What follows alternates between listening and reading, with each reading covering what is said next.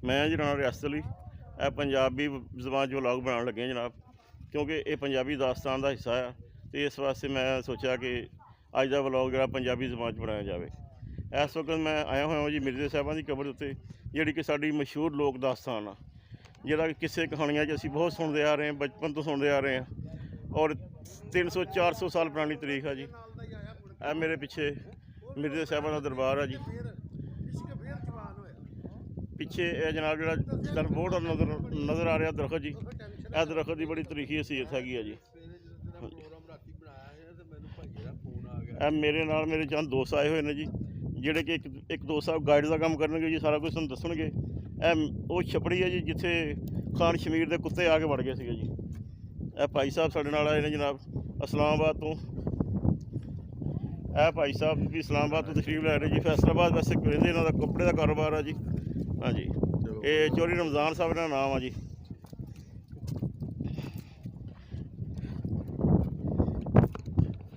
ਇਹ ਸਾਡੇ ਨਾਲ ਬਜ਼ੁਰਗ ਨੇ ਜੀ, ਜਿਹੜੇ ਇਸ ਲੋਕ ਦਾਸਤਾਨ ਨੂੰ ਅੱਛੀ ਤਰ੍ਹਾਂ ਸਮਝਦੇ ਨੇ ਜੀ। ਬਾਬਾ ਜੀ ਆਪਣਾ ਨਾਮ ਦੱਸੋ ਜੀ। मेरा नाम गुलाम हुसैन जी जी ਗੁਲਾਮ ਹੁਸੈਨ ਟੈਰਾਂ ਵਾਲਾ ਵੀ ਫੈਸਲਾਬਾਦ 'ਚ ਬੜਾ ਮਸ਼ਹੂਰ ਰਿਹਾ ਜੀ, ਲੇਕਿਨ ਇਹ ਉਹ ਨਹੀਂ ਹੈ ਜੀ। जी ਇੱਥੇ ਸੂਰਜ ਪੈ ਰਿਹਾ ਜੀ, ਇੱਧਰ ਥੋੜ੍ਹਾ ਜਿਹਾ ਆ ਜਾਓ ਜੀ। अस्सलाम वालेकुम जी। हाँ जी, मैं जनाब मिर्जे साहबां ਦੀ ਲੋਕ ਦਾਸਤਾਨ ਜਿਹੜੀ ਮਸ਼ਹੂਰ ਛਪੜੀ ਆ, ਜਿੱਥੇ ਖਾਨ ਸ਼ਮੀਰ ਦੇ ਕੁੱਤੇ ਆ ਬੜੇ ਸੀਗੇ ਜੀ, ਉਸ ਜਗ੍ਹਾ 'ਤੇ ਖਲੋਤਾ ਹੋਇਆ। ਤੇ जनाब इस वक्त मेरे नाल जनाब चौधरी गुलाम हुसैन साहब मेरे नाल मौजूद ने जी। तो ये माशरा इस लोक दास्तान के बारे काफ़ी इलम रखते हैं। साढ़े गाइड फराइज सर अंजाम देन डे, असीं तुहाडा उन्हां नाल तारुफ कराने जी। अस्सलाम वालेकुम बाबा जी। वालेकुम सलाम जी। जी बाबा जी, कोई दसो इन्हां बारे, कोई छपड़ी के बारे च की मशहूर है जी। छपड़ी के बारे मतलब पहले पूछना या पहले कोई दास्तान दे मतलब सर दास्तान भी दसो, छपड़ी बारे दसो, सारा कुछ विच बयान कर दो ये छपड़ी वो जी। कि जिथों जट मिर्जा जो आन के जंड हेठ आन के बैठा है जी।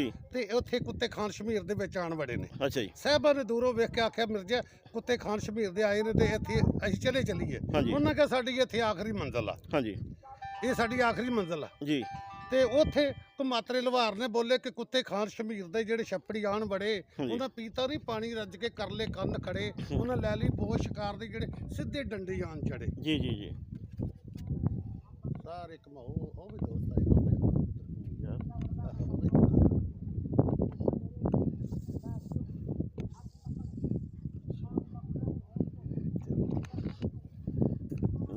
ਹੁਣ ਦਾਸਤਾਨ ਦੇ ਬਾਰੇ ਦੱਸੋ ਜੀ। ਲੋਕ ਦਾਸਤਾਨ ਆ ਜਾਓ ਉੱਥੇ ਇਹਨੂੰ ਬੰਦ ਕਰੋ, ਉੱਥੋਂ ਫਿਰ ਬਹਿ ਕੇ ਉੱਥੇ ਬਹਿ ਕੇ ਬਾਬੇ ਦਾ ਇੰਟਰਵਿਊ ਸੁਣਾਉਂਦੇ। ਇਹ ਤਰੀਖੀ ਬੋਰਡ ਹੈ ਜਨਾਬ, ਉਹ ਬਣ ਵੀ ਤਰੀਖੀ ਹੈ ਜੀ। ਇਹ ਤਾਂ 16 17 ਸਾਲ ਦਾ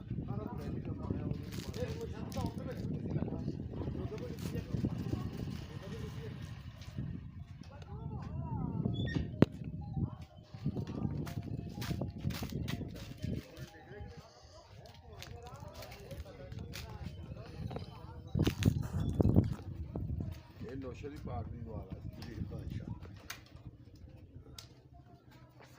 जो मिलन लोगों की छुट्टी होती फिर तुरे रहते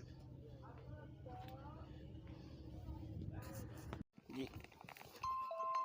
जो आया गया राय नुशेर खां, उसका बेटा नंबरदार 379 बुढ़क चक, तहसील जड़ांवाला, ज़िला फैसलाबाद के रहायशी हैं जी।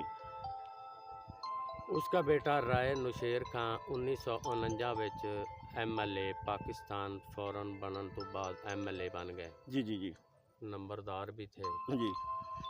उसके बाद 58 अयूब दी मार्शल आर्ट तो बाद जनाब जी जो करल हैं वो हमारी भी बिरादरी खिंड फुट गई, कोई कहीं चले गए, कोई कहीं चले गए। जी जी। जो बाहर से लोग आए थे हिंदुस्तान से महाजर होके, उन्होंने कोल कोई चीज़ नहीं सी है कि उन्होंने पैलियां शैलियां लोगों ने दित्तियां साढ़े। उस तो बाद वो जड़े ने उन्होंने पैलियां ते काबज हो गए जी। ये सारे लोग जड़े ने मुख्तलिफ खिंड फुट गए जी। इस वजह तो आन के कोई शहरों च वड़ गए, कोई कितों चले गए, कोई कितों चले गए जी। तो जो साडा बलैत बुजुर्ग है, हाँ जी, ये साडे बुजुर्ग की खिदमत करदा पे और गद्दी नशीन है जी।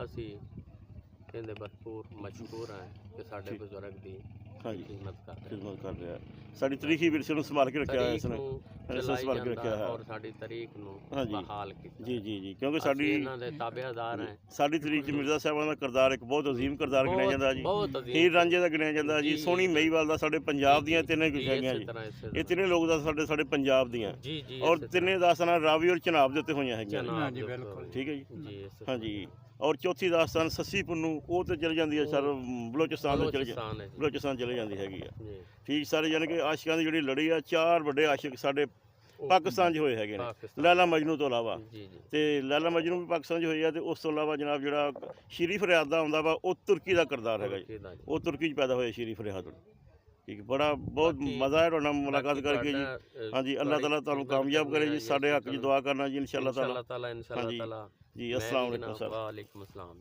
Okay sir thank you sir ਅਸਲਾਮ ਵਾਲੇਕੁਮ ਜੀ ਵਾਲੇਕੁਮ ਸਲਾਮ। ਮੈਂ ਰਾਣਾ ਰਿਆਸਤ ਲਈ ਜਨਾਬ ਤੇ ਮੇਰਾ ਜ਼ਿਆਰਤ 98 ਦੇ ਨਾਮ ਦੇ YouTube ਚੈਨਲ ਤੁਸੀਂ ਸਰਚ ਕਰ ਰਹੇ ਜੇ ਅੱਜ ਦਾ ਪੰਜਾਬੀ ਵਲੌਗ ਆ ਕਿਉਂਕਿ ਪੰਜਾਬ 'ਚ ਬੈਠੇ ਆ ਜੀ ਪੰਜਾਬ ਦੀ ਲੋਕ ਦਾਸਤਾਨ ਲੈ ਕੇ ਸਾਡੇ ਸਾਹਮਣੇ ਜਨਾਬ ਬਾਬਾ ਬਲੈਸ ਸਾਹਿਬ ਬੈਠੇ ਜਿਹੜੇ ਇਸ ਦਰਬਾਰ ਦੇ ਮਤਵੱਲੀ ਨੇ ਜਿਹੜੇ ਮਿਰਜ਼ਾ ਸਾਹਿਬ ਦੇ ਦਰਬਾਰ ਦੀ ਖਿਦਮਤ ਕਰ ਰਹੇ ਨੇ ਤੇ ਸਾਡੇ ਨਾਲ ਭਾਈ ਗੁਲਾਮ ਸਿੰਘ ਸਾਹਿਬ ਨੇ ਜੀ ਇਹ ਵੀ ਮਸਤ ਮਲੰਗ ਨੇ ਜੀ ਇਹ ਤੁਹਾਨੂੰ ਹੁਣ ਸ਼ਾਇਰੀ ਵਿੱਚ ਆਪਣਾ ਇਸ ਦਾ ਕਿੱਸਾ ਸੁਣਾਉਣਗੇ ਜੀ ਕਿ ਸ਼ਾਇਰੀ 'ਚ ਕੀ ਹੋਇਆ ਹੁਜਰੇ ਸ਼ਾਮ ਕੀਮ ਤੇ ਕੀ ਹੋਇਆ ਸੀ ਵਾਕਿਆ ਜੀ ਹਾਂਜੀ ਇਹ ਵੀ ਆਦਮ ਦੁਆਰ ਹੀ ਗਾਇਆ ਨਾ ਹਾਂਜੀ ਜਿਹੜੇ ਸ਼ਾਹ ਮੁਕੀਮ ਦੇ ਜੱਟੀ ਅਰਜ ਕਰੇ ਹਾਂਜੀ ਕੁੱਤੀ ਮਰੇ ਫਕੀਰ ਦੀ ਜਿਹੜੀ ਠੋਂ ਠੋਂ ਨਤ ਕਰੇ ਹਾਂਜੀ ਝਾਟੀ ਸੜੇ ਕਿਰਾੜ ਦੀ ਜਿੱਥੇ ਡੀਵਾ ਨਤ ਕਰੇ ਹਾਂਜੀ ਮਾਈ ਸੱਤ ਮਰਨ ਗਵਾਨਣਾ ਤੇ ਰਾਂਦੀਆਂ ਆਪ ਮਸਾਬ ਛੜੇ ਛੜੇ ਹਾਂਜੀ ਤੇ ਗਲੀਆਂ ਹਣ ਸੁਣੀਆਂ ਜਿੱਥੇ ਮਿਰਜ਼ਾ ਯਾਰ ਖੇੜੇ ਸੁਭਾਨ ਅੱਲਾਹ ਵਾਹ ਵਾਹ ਵਾਹ। ਹਾਂਜੀ ਬਾਬਾ ਜੀ ਹੁਣ ਤੁਸੀਂ ਕੋਈ ਸ਼ੇਰ ਸੁਣਾਓ ਜਨਾਬ ਜੀ ਖਾਨ ਮਿਰਜ਼ਾ ਖਰਲ ਜਦੋਂ ਸਾਹਿਬਾਂ ਸਿਆਲ ਨੂੰ ਲੈ ਕੇ ਇਸ ਜੰਡ ਦੇ ਹੇਠਾਂ ਆਣ ਬੈਠਾ ਜੀ ਤੇ ਘੋੜੀ ਨਾਰਦ ਨੇ ਦੋਵਾਂ ਨੇ ਹਾਰ ਪਾਸ਼ੇ ਦੀ ਬਾਜੀ ਲਾਈ ਤੇ ਬੈਠੀ ਖੇਡਣ ਹਾਂਜੀ ਜਦੋਂ ਹੋਣੀ ਦੀ ਨਿਗਾਹ ਪਈ ਤੇ ਨਾਰਦ ਨੇ ਆਖਿਆ ਵੀ ਹੋਵੇ ਨਾ ਤੇ ਮੈਂ ਉਹਲਾ ਕਰਕੇ ਤੇ ਨਗਾ ਦੂੰ ਹਾਂਜੀ ਆਂਦਾ ਹੋਣਗੇ ਮੈਂ ਬੜੇ ਚਿਰ ਦਾ ਪਾਰਾਂ ਪਰ ਬੈਠਾ ਏ ਮੈਂ ਜਰਾ ਉੱਠ ਕੇ ਪਰਾਂ ਦੀ ਧੂਕ ਕੱਢ ਲਾਂ ਹਾਂਜੀ ਉਹਨ ਉੱਠ ਕੇ ਜਦੋਂ ਪਰਾਂ ਦੀ ਤਾਂ ਧੂਕ ਕੱਢੀ ਉਹਲਾ ਕਰਕੇ ਤੇ ਨਗਾਤਾ ਅੱਛਾ ਜੀ ਹੋਣੀ ਆਂਦੀ ਵੀ ਇਹ ਕੀ ਕੀਤਾ ਈ ਹੂੰ। ਇਹਦੀ ਤਾਂਗ ਦੇ ਵਿੱਚ ਤੇ ਮੈਂ ਬੜੇ ਚਿਰ ਦੀ ਬੈਠੀ ਆਂ। ਹਾਂਜੀ ਉਹਨੇ ਕਿਹਾ ਕਦੋਂ ਦੀ ਉਹਨੇ ਕਿਹਾ ਇਹਦੀ ਮੌਤ ਵਾਲਾ ਪੱਤਾ ਗਿਆ ਝੜ ਹਾਂਜੀ ਤੇ ਮੈਂ ਕਦੋਂ ਦੀ ਬੈਠੀ ਹੁਣ ਮੈਂ ਦੱਸਣ ਲੱਗੀ ਆਂ। ਹਾਂਜੀ ਜਦੋਂ ਹਜ਼ਰਤ ਸ਼ਾਹ ਅਲੀ ਸਰਕਾਰ ਦਾ ਜੰਗ ਹੋਇਆ ਕਿਲੇ ਖੈਬਰ ਦੇ ਵਿੱਚ ਹਾਂਜੀ ਉਦੋਂ ਸਮੇਂ ਵਿੱਚ ਜ਼ਰੂਰ ਮੈਂ ਕਹਿਰੂਆਂ ਪਾਂਡੂਆਂ ਨੂੰ ਮਾਰ ਕੇ ਤੇ ਮੈਂ ਲੰਕਾ ਨੂੰ ਕੱਢੀ ਸੀ ਉਹਦੀ ਲੰਬ ਤੰਦੂਰ ਹੂੰ ਮੈਂ ਹਸਨ ਹੁਸੈਨ ਸਰਕਾਰ ਨੂੰ ਮਰਵਾ ਕੇ ਮੈਂ ਮਦੀਨਾ ਕੀਤਾ ਸੀ ਦੂਰ ਜਿਹੜੇ ਦੋ ਤੇਰੇ ਸੀ ਪਾਕ ਰਸੂਲ ਅੱਜ ਮੈਂ ਜੱਟ ਮਿਰਜ਼ੇ ਸਾਹਿਬਾਂ ਨੂੰ ਮਾਰਨਾ ਦੀ ਪੀੜੀ ਹੈ ਰਾਤ ਜ਼ਰੂਰ ਹਾਂਜੀ ਲਓ ਜੀ ਉਹਨ ਕਹਿੰਦੀ ਹੋਣੀਏ ਤੂੰ ਜਾਣਦੇ ਇਸ ਗੱਲ ਨੂੰ ਉਹਨੇ ਕਿਹਾ ਮੈਂ ਤੈਨੂੰ ਛੱਡ ਦੇਣਾ ਮਨਜ਼ੂਰ ਕਰਨਾ ਮੈਂ ਇਹਨੂੰ ਨਹੀਂ ਛੱਡਣਾ ਹੋਣੀ ਨਾਰਦ ਦੋਵੇਂ ਹੁੰਦੇ ਘੂਰ ਮਕੂਰ ਨਾਰਦਾਂ ਦਾ ਹੋਣੀਆਂ ਦੀ ਤੂੰ ਬੜੀ ਕਪੱਤੀ ਨਾ ਤੂੰ ਅਟੇਰ ਨਾ ਟੇਰਿਆ ਨਾ ਤੂੰ ਛੱਲੇ ਕੱਤੀ ਨਾ ਤੂੰ ਸੂਈ ਧਾਗਾ ਫੜ ਕੇ ਚਾਦਰ ਨੂੰ ਪਾਈ ਤਿੰਨ ਪੱਟੀ ਨਾ ਤੂੰ ਚੌਂਤੇ ਚੜ ਕੇ ਆਟਾ ਗੁੰਨ ਕੇ ਤੇ ਰੋਟੀ ਪੱਕੀ ਚਸਕਾ ਤੇਰੀ ਜ਼ਬਾਨ ਦਾ ਹਰ ਹੱਟੀ ਚੱਕ ਘਰ ਬਹੁਤ ਮਾਪਿਆਂ ਦੇ ਮੇਕੋ ਨਹੀਂ ਤੇਰੀ ਭਰੀ ਜਾਂਦੀ ਚੱਟੀ ਠੀਕ ਲਓ ਜੀ ਠੀਕ ਹੈ ਜੀ ਚਲੋ